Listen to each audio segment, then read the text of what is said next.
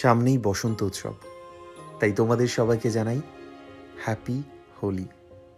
এই হোলিতে বা বসন্ত উৎসবে পুরুলিয়া রেঙে ওঠে পলাশের রঙে। চারিদিকে যেন আগুন রঙা পলাশ। বসন্ত এসে গেছে, এটা সব থেকে ভালো করে উপলব্ধি করা যায় যখন পুরুলিয়াতে যাওয়া যায়।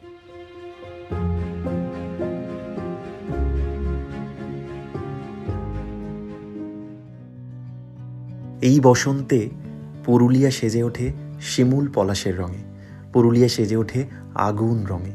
তাই দোল উৎসব পুরুলিয়াকে বাদ দিয়ে ভাবাই যায় না।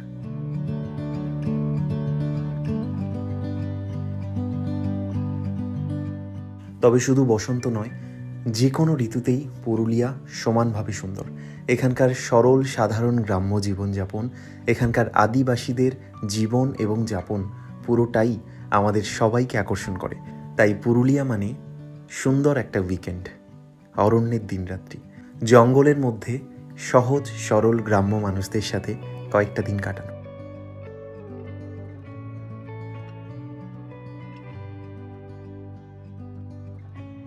থাম্বনেল দেখে তোমরা নিশ্চয়ই বুঝতে পেরে গেছো, আজকের এই ভিডিওতে আমি সন্ধান দেব পুরুলিয়ার অযোধ্যা হিলটপে অসাধারণ একটা রিসর্টের, যেটা সাধ্যের মধ্যে অথচ প্রিমিয়াম কোয়ালিটির।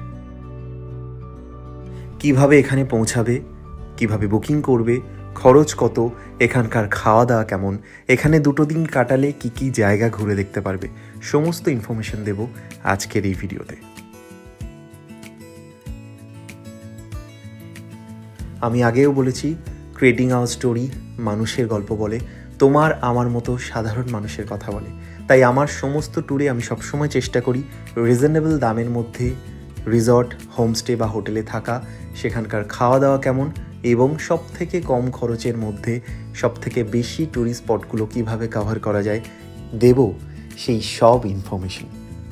নমস্কার, আমি সৌভিক, আর তোমাদের সবাইকে জানাই welcome to creating hour story.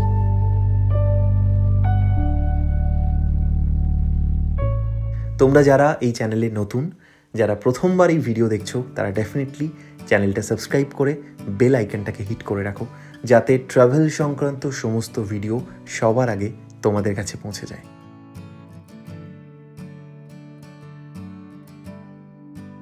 Purulia তো তোমরা হয়তো অনেকবারই এসেছো, আমরা সবাই পুরুলিয়া কখনো না কখনো গেছি। তবে এবারের জার্নিতে আমি চেষ্টা করেছি অফবিট পুরুলিয়াকে ঘুরে দেখার। এক কথায় এই জায়গাগুলো অসাধারণ আর ট্রুলি হিডেন জেম। তবে অনবদ্য এই জায়গাগুলো এখনও ট্যুরিস্ট স্পট হিসাবে অতটাও জনপ্রিয় হয়ে ওঠেনি। তবে যারা প্রকৃতিকে ভালোবাসো, তাদের এই জায়গাগুলো অসাধারণ লাগবে। আজকে সন্ধান দেব সেই সমস্ত জায়গা, দেব সমস্ত ইনফরমেশন। তাহলে চলো শুরু করা যাক।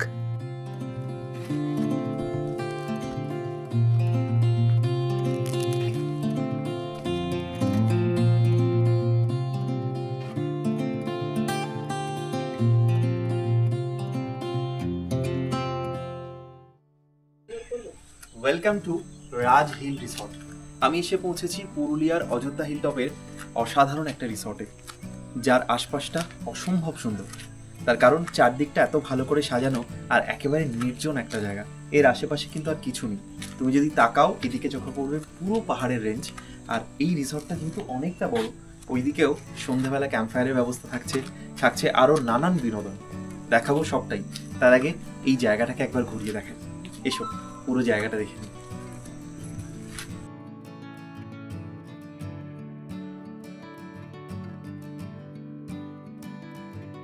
আমি প্রথমবার এই রিসর্টে এলাম, রাজ হিল রিসর্ট।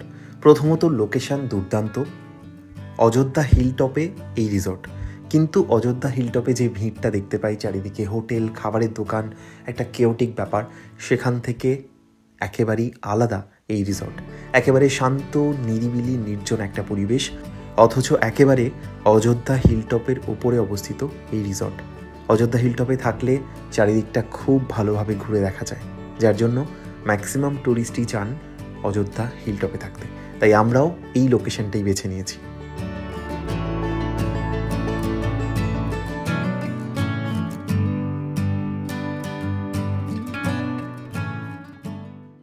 এবার তোমাদেরকে জানাই কিভাবে এই রিসর্টে এসে তোমরা পৌঁছাবে। এখানে আসার জন্য তোমাদেরকে প্রথমে আসতে হবে পুরুলিয়া স্টেশন। হাওড়া স্টেশন থেকে অনেকগুলো ট্রেন পুরুলিয়ার উদ্দেশ্যে রওনা দেয়। যেমন আছে বন্দে ভারত, যেটা দুপুর 2:35 রওনা দেয় আর সন্ধ্যাবেলা 7:30 তোমাকে পৌঁছে দেবে পুরুলিয়া জাংশন। সকালবেলা ট্রেন আছে রূপসী বাংলা সকাল 6:30 সাঁতরাগাছি স্টেশন থেকে, যেটা রওনা দেয় এবং দুপুর 12টায় তোমাকে পৌঁছে দেবে পুরুলিয়া স্টেশন। এছাড়া আছে হাওড়া রাঁচি সুপারফাস্ট দুপুরবেলা 1টায়, যেটা 6:30 তোমাকে পৌঁছে দেবে পুরুলিয়া স্টেশনে। আর পুরুলিয়া যেতে হলে আমার সবথেকে ফেভারিট ট্রেন, যেটাতে ওভারনাইট জার্নি করে চলে যাওয়া যায়, সেটা হলো চক্রধরপুর এক্সপ্রেস, যেটা এখন হাওড়া স্টেশন থেকে রওনা দেয় রাত্রিবেলা 11:30 আর সকাল 6:30 থেকে 7টার মধ্যে তোমাকে পৌঁছে দেবে। আর পুরুলিয়ায় নামার পর আমি যেমন এই ট্যুরটা করেছি চন্দনদার সাথে, চন্দনদা খুব রিলায়েবল একজন পার্সন, খুব ভালো একজন ড্রাইভার এবং গাইডও, তাই চন্দনদার সঙ্গে আমি 2বার পুরুলিয়া ট্যুর করলাম। তাই তোমাদের যদি মনে হয় তাহলে চন্দনদাকে পুরুলিয়া ট্যুরের জন্য তোমরা কন্ট্যাক্ট করতেই পারো।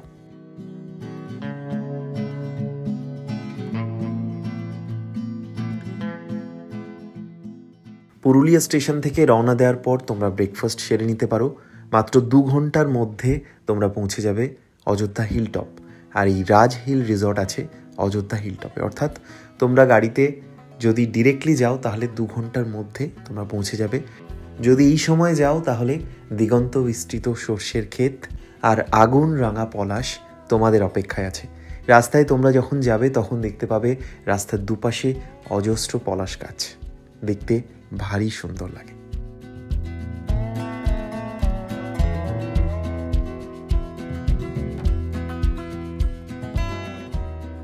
এই রিসর্টে যাওয়ার পথে তোমরা দেখে নিতে পারো এস ভিউ পয়েন্ট, যেটা আমাদের এই সিকিমের জিগজ্যাগ রোডের একটা ছোট্ট সংস্করণ, তবে দেখতে অসাধারণ লাগে। পুরুলিয়া হিল টপেই এটা আছে, জিগজ্যাগ পয়েন্ট বা এস ভিউ পয়েন্ট।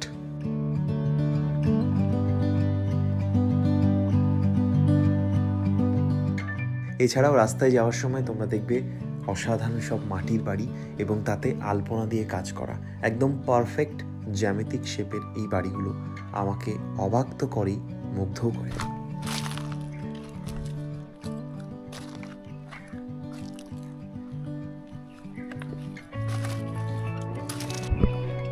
আমি এখন আছি ছাতনি গ্রামে।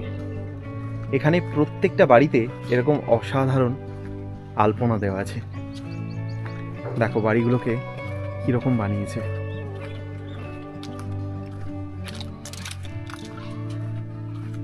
অসাধারণ শিল্পকর্ম।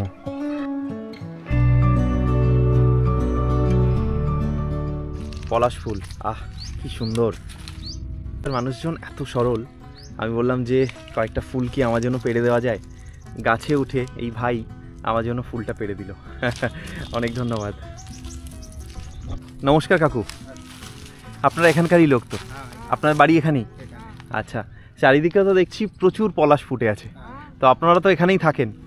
কেমন লাগে যখন পুরো ফুল ফোটে? সুন্দর দেখতে, যে মজবুত লাগে না, দারুণ না? মানে আপনাদের দেখে হিংসে হয়, কারণ আপনারা সারাক্ষণ এগুলো দেখতে পাচ্ছেন, আমরা তো আসি 2 দিনের জন্য। ওই জন্য আপনারা দাঁড়ালে আমাদের ফুর্তি লাগে। না না, সত্যি অসাধারণ। মানে অনেক লোক এখানে দাঁড়ায় ছবি করে নিয়ে যায়, মালা করে দেয় ছেলেরা, ফুল পেড়ে দেয়। ঠিক তাই, ঠিক তাই, খুব ভালো লাগে। কারণ পলাশের এই যে রূপ, এই দেখার জন্যই তো পুরুলিয়াতে আসে। আরো দেখতে প্রতিটা গাছে একদম ভরে যাবে। হ্যাঁ, এখনো তো পুরোপুরি ফোটেনি, আর একটু বাকি আছে। 8-10 দিন পরে পুরো। আপনাদের বাড়ি এখান থেকে কত দূর? এই তো সামনে না?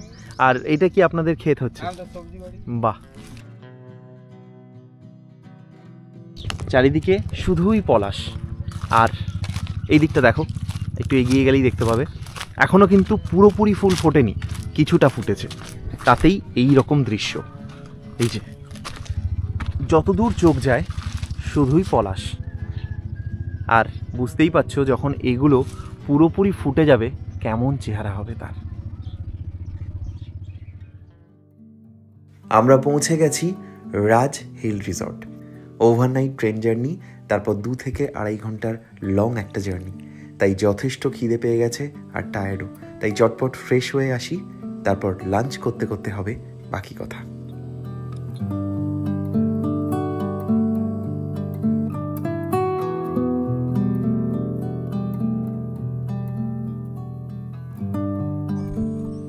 আমি এখন আছি রাজ হিল রিসর্টে, আর একেবারে পঞ্চ ব্যঞ্জনে সাজিয়ে দিয়েছে আমাকে, একেবারে যাকে বলে রাজকীয় থালি। এখানে কি কি দিয়েছে দেখো, একটা পাঁচমিশালি সবজি আছে, তার সাথে আছে ডাল, স্যালাড, আলু ভাজা, তার সাথে এটা এঁচোড়ের তরকারি, তার সঙ্গে বেগুন ভাজা, চাটনি, পাঁপড়। পুরুলিয়াতে আমি বহু মানুষকে জিজ্ঞাসা করেছিলাম যে এখানকার অথেন্টিক খাবার কি। আমার জানা নেই যে পুরুলিয়ার কতগুলো রিসর্টে এই ব্যবস্থাটা আছে। একেবারে নতুন স্বাদের একটা জিনিস, হয়তো তোমাদের অনেকেরই প্রিয় ডাক মিট বা হাঁসের মাংস। এখানে পুরুলিয়ার এটা খুব অথেন্টিক একটা খাবার, তাই তোমরা যদি পুরুলিয়াতে আসো তাহলে ওদের এখানকার এই খাবারটা শিখে দেখতেই হবে। এবং অসাধারণভাবে বানিয়েছে, ডেকোরেশনটা তো সুন্দরই, এবং কালারটা যা এসছে, উফ, জিভে জল এসে যাবে। প্রথমেই ডাল আর বেগুন ভাজা দিয়ে শুরু করলাম। রাস্তায় আস্তে আস্তে তোমাদেরকে দেখিয়েছি এখানে সর্ষে ক্ষেত, বাঁধাকপি, মূলো সব চাষ হচ্ছে। আর পলাশ তো এখানে আগুন রাঙা পলাশ, এখন চারিদিকে পলাশ ফুটে আছে। এখানকার শাকসবজির স্বাদই অন্যরকম। বেগুনটা খেলাম, অসাধারণ। কি খাচ্ছ এটা? নিরামিষের মাংস? হ্যাঁ, নিরামিষ মাংস, যেটা হচ্ছে এঁচোড়। বহু মানুষেরই কিন্তু খুব প্রিয় এটা। এখন দেখা যাক এখানে রান্নাটা কেমন হয়েছে। তবে এতক্ষণ অবধি যা যা খেলাম দারুণ। তাই হিল টপে এলে থাকার জায়গা তো অসাধারণ, ভিউ তো অসাধারণ। তবে আমরা যেহেতু ভোজন রসিক বাঙালি, তাই আমাদের একটা চিন্তা থাকে যে খাবারটা কেমন হবে এখানে। তবে এতক্ষণ যা যা খেলাম বেশ ভালো লাগে। শুধু সামনের ভিউটা নয়, তার সাথে সাথে কটেজগুলোও, মানে তুমি যে বসে আছো ওটার ভিউটাও কিন্তু অসাধারণ লাগছে। এঁচোড়টা কিন্তু সত্যিই ভালো। কথা বলতে বলতে ভুলেই গেছিলাম, এঁচোড়টা সত্যিই খুব ভালো হয়েছে। এত সুন্দর গার্নিশিং করে দিয়েছে, সেখান থেকে মাংস নিতেও কিরকম একটা লাগছে, তাই না? হ্যাঁ, যেন মনে হচ্ছে সাজানো থাকলেই ভালো। হ্যাঁ, তবে এটা পুরুলিয়ার অথেন্টিক একটা খাবার। পুরুলিয়াতে যদি আসো নিশ্চয়ই এটা তোমরা ট্রাই করো। এটা একটা আছে, আর একটা আছে আদিবাসী মাটন। আমি জানি না যে কালকে আমি চেষ্টা করব সেই খাবারটাও খাওয়ার, জানি না এখানে সেই ব্যবস্থাটা হবে কিনা, আমি সেটা তোমাদেরকে নিশ্চয়ই জানাবো। আর এখন তো দেশি স্টাইলে যে হাঁসের মাংস, কালার তো দুর্দান্ত, কালার নিয়ে খেতেও অসাধারণ হয়েছে। মানে এই সময় একটু এখনো ঠান্ডা ঠান্ডা আছে, আর একটু বেশি ঠান্ডা থাকলে হাঁসের মাংসটা বেশি ভালো লাগে। তবে এই সময়ও অসাধারণ। মানে এই পরিবেশের সঙ্গে, এরকম ভিউয়ের সঙ্গে এরকম একটা খাবারই তো চাই।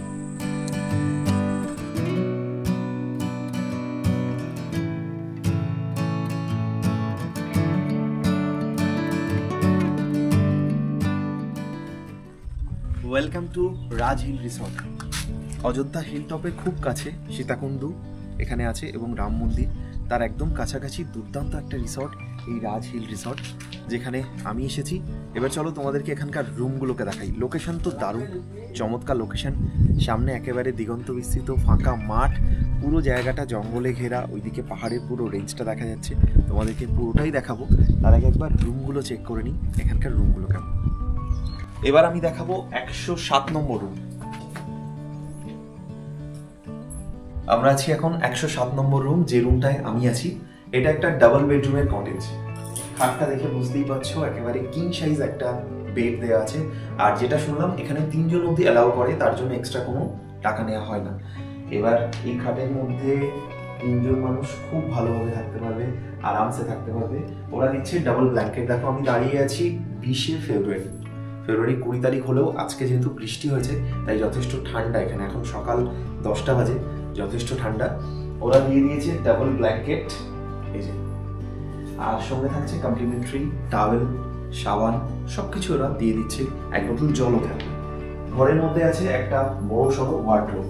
একদম নতুন হয়েছে এই রিসর্টটা, মাত্র 8 মাস হলো ওপেন হয়েছে। লকার সিস্টেম আছে সবগুলোতেই, আর ওয়ার্ডরোবটা যথেষ্ট বড়, সঙ্গে আছে হ্যাঙ্গার, সবকিছু দিয়ে দিয়েছে। এখানে একটা সেন্টার টেবিল আছে, আর ঘরের মধ্যে এরকম প্রত্যেকটা ঘরের মধ্যে আছে বসার জায়গা এবং সেন্টার টেবিল। এই যে রুমগুলো, এগুলো একদম প্রাইভেট কটেজ, মানে আমরা যেরকম একটা প্রিমিয়াম রিসর্টে দেখতে পাই ঠিক সেরকম ভাবে এটা বানানো। তোমরা বাইরের ভিউটা তো দেখতেই পাবে। বাথরুম খুব ইম্পর্টেন্ট একটা ফ্যাক্টর, তাই দেখে নিই বাথরুমটা কেমন। ওয়েস্টার্ন টয়লেট, গিজারের ব্যবস্থা, 24 ঘন্টা গরম জল, মিক্সচার সব আছে। এই রুমে এসি আছে, প্রত্যেকটা কটেজে এসি আছে। এবার যেটা সিস্টেম এখানে, যেমন এই সময়টা এসির কোনো দরকার নেই, এসিটাকে ওরা অফ করে এটাকে নন এসি হিসেবে দেবে। মানে এরকম কোনো ব্যাপার নেই যে আমাকে এসি দরকার নেই তো নিতে হবে। এসি থাকলেও সেটাকে তোমরা চাইলে নন এসির ভাড়াতে, নন এসির যে রেন্ট সেটাতে এটা নিতে। এই রিসর্টটার সব থেকে যেটা ইম্পর্টেন্ট ফ্যাক্টর সেটা হচ্ছে এখানে আশেপাশে আর কোনো রিসর্ট নেই বা কোনো হোমস্টে হোটেল নেই, তাই এখান থেকে দুর্দান্ত একটা ভিউ। এই হলো তোমার রুম, আর রুমের সামনেই এরকম একটা লন। অসাধারণ লোকেশন, আমার সব থেকে ভালো লেগেছে লোকেশনটা। রুম তো ডেফিনেটলি খুব ভালো, একদম প্রিমিয়াম কোয়ালিটির একটা রিসর্ট এবং যথেষ্ট অ্যাফোর্ডেবল প্রাইসে, সেটা আমার খুব ভালো লেগেছে। আর তার সাথে সাথে অনেকটা এরিয়া, মানে তুমি নিজের মতো 2 দিন যদি কাটাতে চাও, একেবারে ফ্যামিলি ফিলিংস, সেই জায়গাটা এখানে আছে। প্রত্যেকটা কটেজ একদম সেপারেটেড, প্রত্যেকটা আলাদা আলাদা কটেজ আছে। এটা হলো 107 নম্বর রুম, এটা হলো 106 নম্বর রুম। এরকমভাবে এখানে 9খানা কটেজ আছে টোটাল।